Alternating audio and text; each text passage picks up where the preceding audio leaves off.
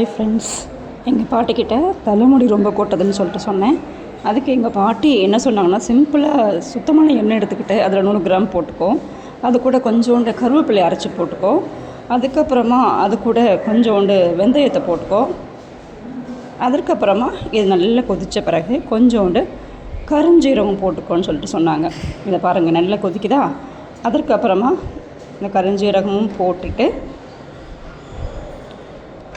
நல்லா கொதிச்சிருச்சு. அதுக்கப்புறமா நான் என்ன பண்ணுறேன் அப்படின்னா, இதை அப்படியே வச்சிடறேன். நல்லா கொஞ்ச நாளே நல்லா சிம்மில் வச்சு நல்லா கொதிக்க விட்டுட்டு அதை அப்படியே எடுத்து வச்சிடணும். ஒரு நாள் நைட்டு முழுக்க வச்சு அந்த எண்ணெய் இப்படி வந்துச்சு. இந்த எண்ணெயை வந்து இப்போ 100 கிராம் எண்ணெய் ஒரு வாரத்துக்கு வரும். இந்த எண்ணெயை மட்டும் தடவிட்டு வா, தலைமுடி கொட்டுறது நிற்கும், தலை வலிக்காமல் இருக்கும். இந்த எண்ணெயை மட்டும் பயன்படுத்து அப்படின்னு சொல்லிட்டு சொன்னாங்க. உங்களுக்கு இந்த டிப்ஸ் பிடிச்சிருந்துன்னா ஃபாலோ பண்ணுங்கள். இதை ஒரு கண்ணாடி பாட்டிலில் ஊற்றி வச்சுக்கோங்க. இதை நம்ம பிளாஸ்டிக் பாட்டில் ஊற்ற கண்ணாடி பாட்டில் ஊற்றி வச்சா ரொம்ப நல்லது. இதை ட்ரை பண்ணுங்கள் ஃப்ரெண்ட்ஸ்.